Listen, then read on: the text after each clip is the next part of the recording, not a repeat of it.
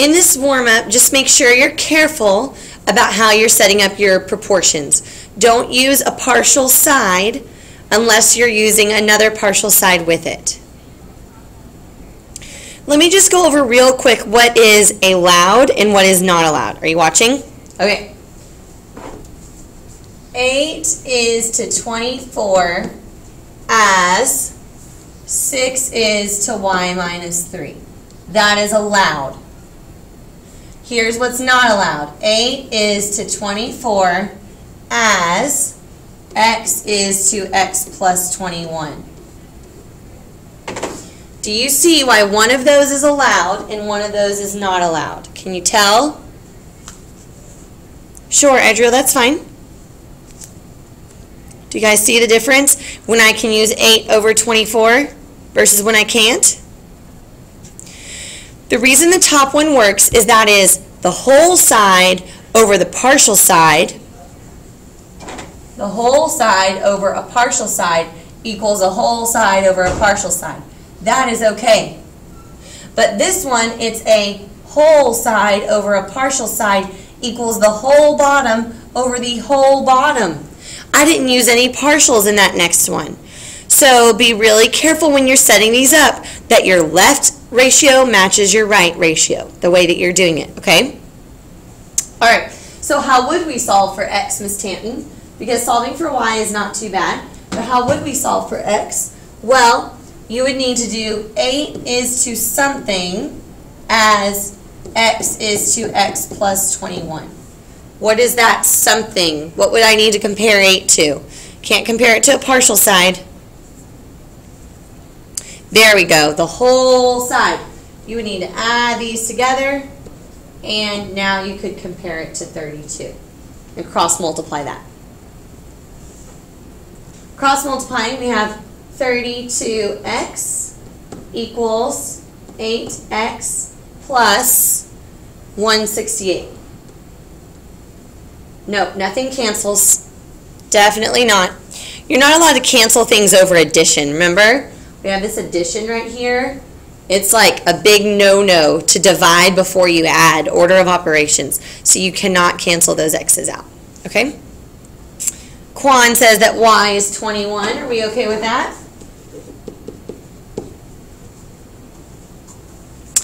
And Victor says x is 7.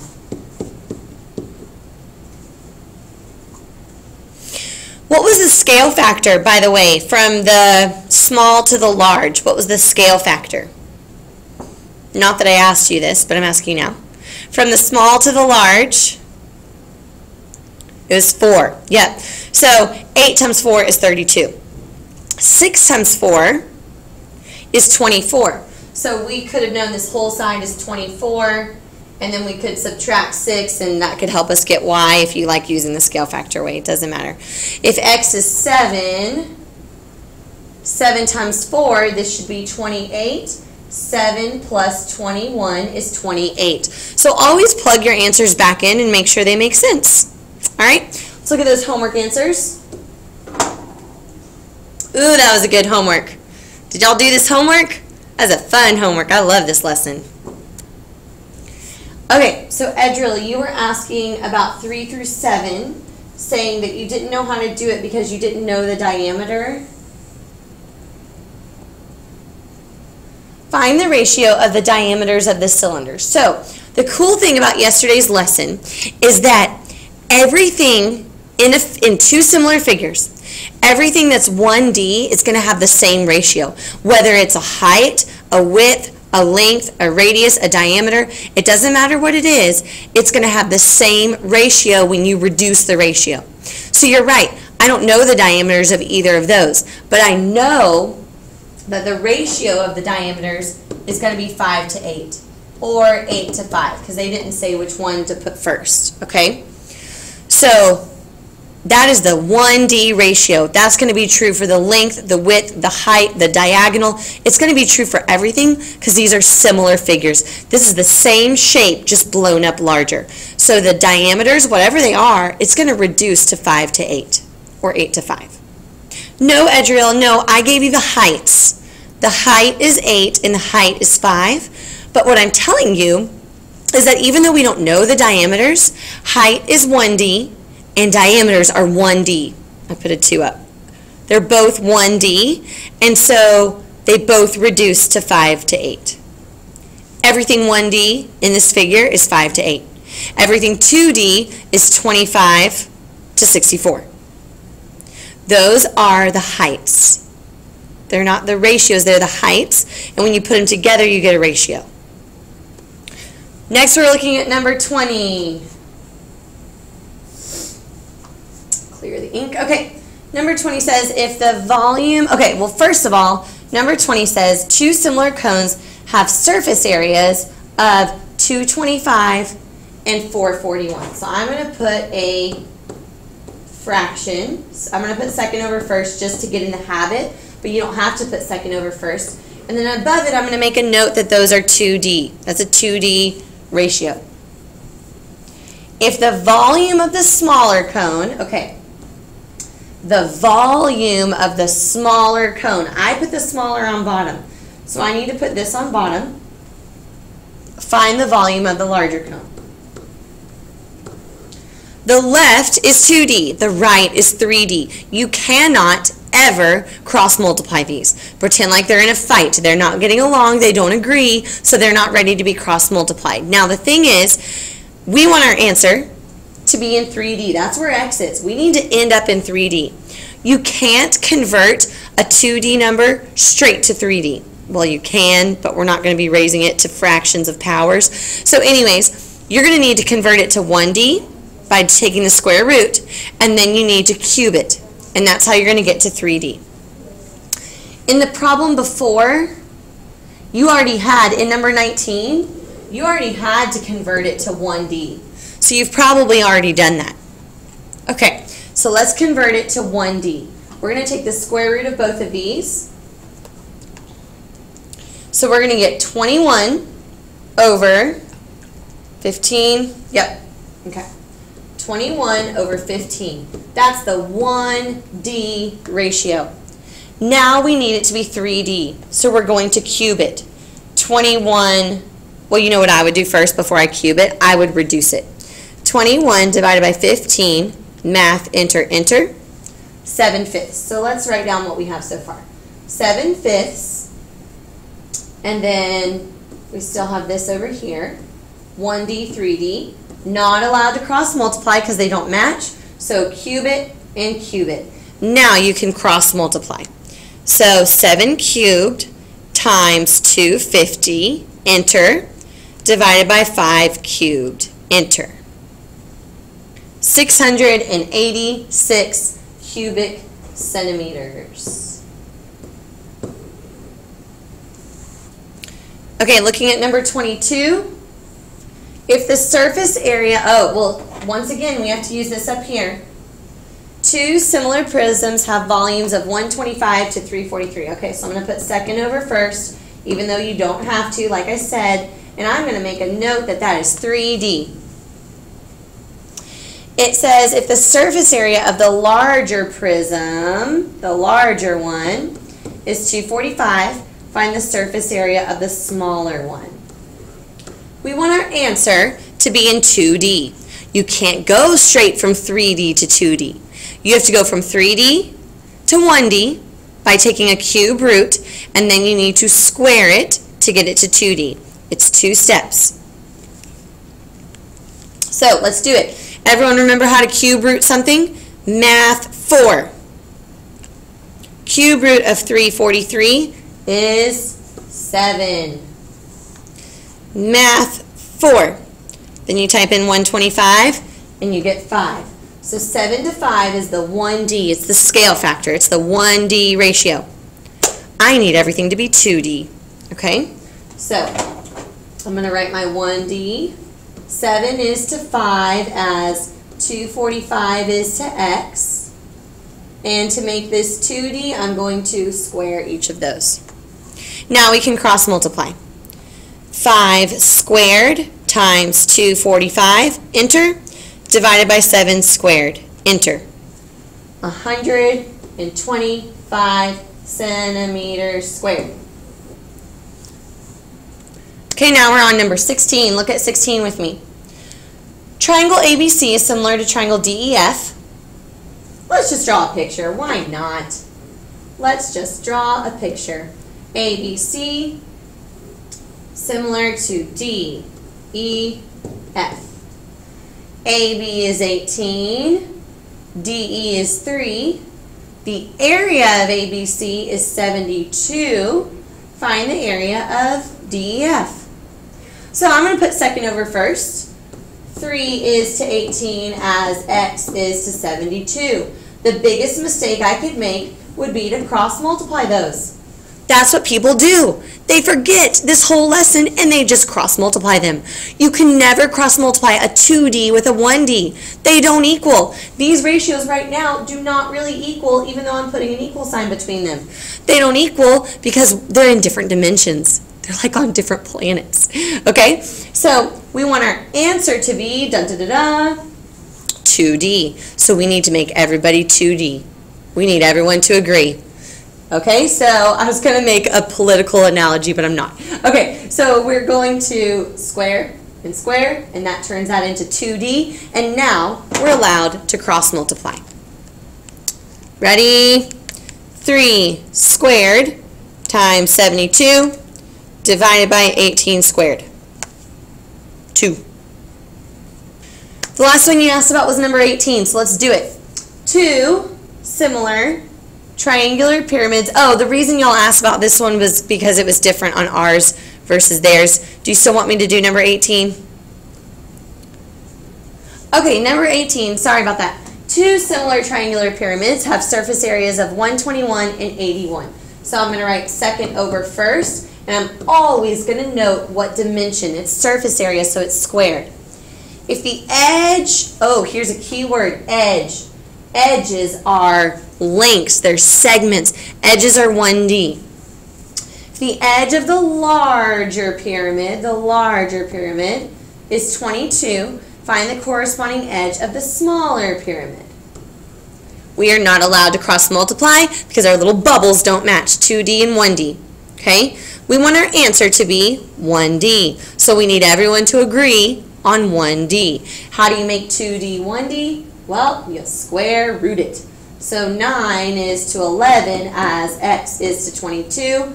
Can you see the relationship there? It's just times 2. 11 times 2, so it'll just be 9 times 2. But you could cross multiply if you want. So there we go. 18 centimeters is the first part of the problem. Okay, here's where we changed it in the ones that we gave our students. So now it says, so now we know the scale factor. We know it. This is the 1D scale factor, so I'm going to use that again. Now it says if the volume of the larger pyramid is 3,993, so the larger one, find the volume of the smaller pyramid. This is 3D and this is 1D. They are not agreeing. We want our answer to be in 3D. How do you get 1D to 3D? Well, you cube it. Cube it.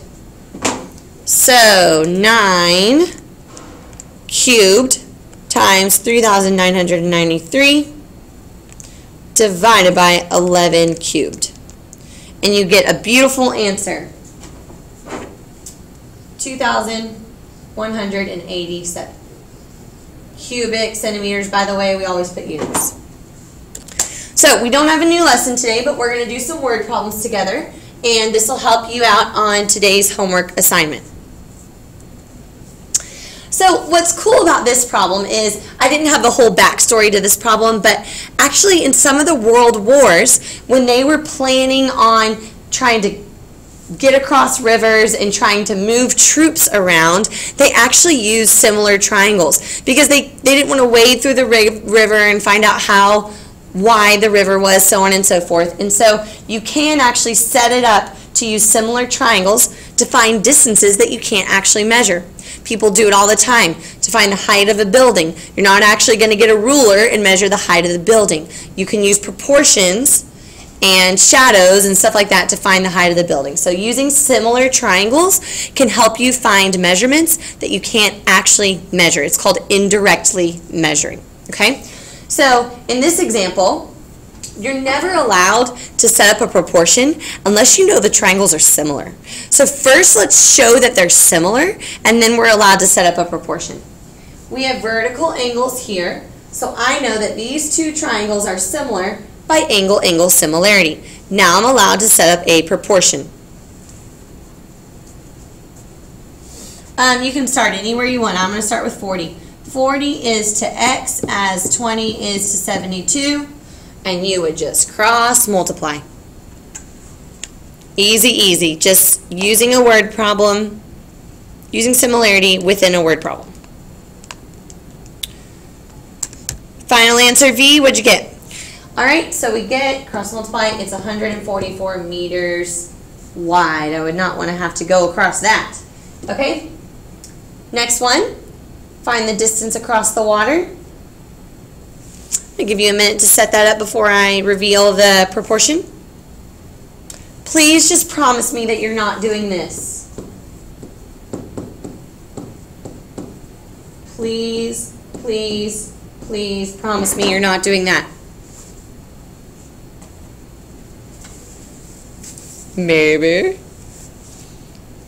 There you go. There you go, Lars. Yep. So we need x is to the whole side, x is to x plus 32 as 60 is to 80.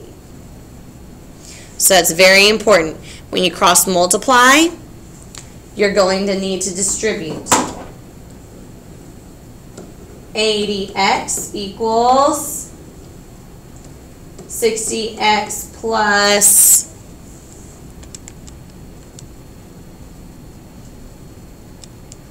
1,920. I'm not going to be able to fit it. So make sure you cross multiply.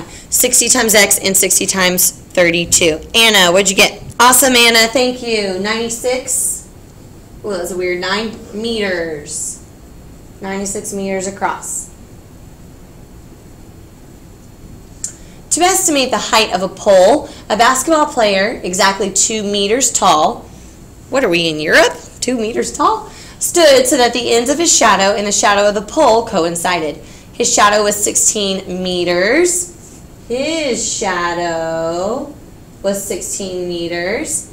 And the pole's, that needs to have an apostrophe. And the pole's shadow was 4.4 meters. Oh, that's not 16. I was like, that makes no sense. That's 1.6. And then that's 4.4. That makes a lot more sense. That wouldn't be possible if the guy's shadow was longer than the pole's shadow. How tall was the pole? So our little basketball player is 2 meters tall. So I would put height over height equals shadow over shadow. Or you can put height over shadow equals height over shadow. It's totally up to you.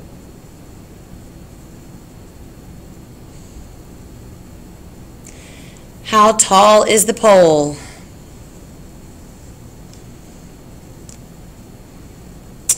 Rishi, this one's yours.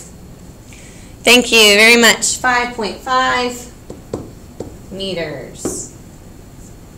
Okay, a few more. An ad campaign manager for McDonald's made some sketches for a billboard design on a sheet of paper. Which sketch will transfer the closest to a life-size billboard without changing the dimensions?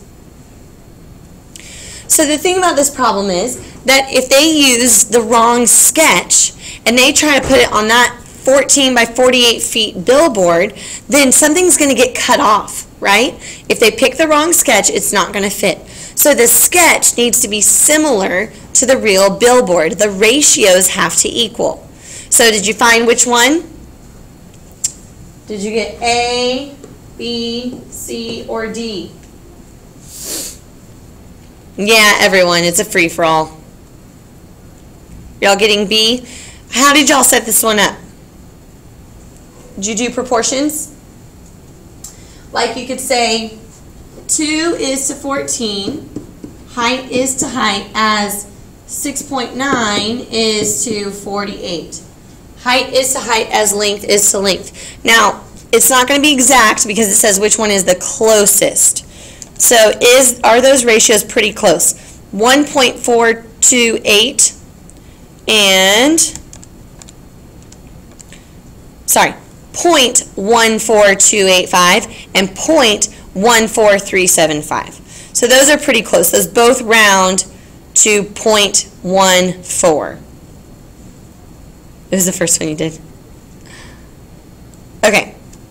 So that one is the closest. If you were to do the same thing I just did with the other ones, the decimals would be further apart. So it is B.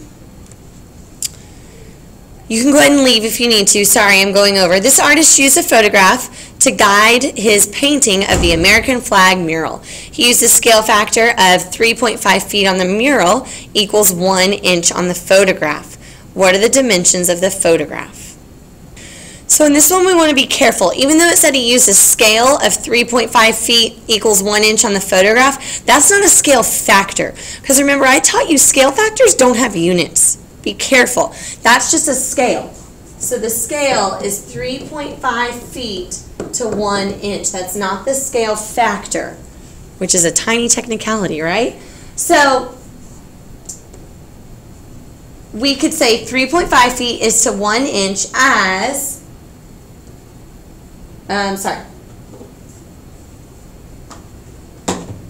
would you set in the length of 6? You would take the 14 here and put X. See how our answer is going to be in inches? Because this is feet, feet and feet, and then this is inches and inches. And you would do the same thing for the other one. And you're realizing that we're ending up just multiplying, right? We're multiplying by 3.5. So when we multiply those, we get 4 and we get 6. So it's 4 inches by 6 inches. But the second one says, what is the scale factor? Because the mural is not 3.5 times bigger than the photograph. They blow up the photograph much more than 3 times bigger. So what is the scale factor?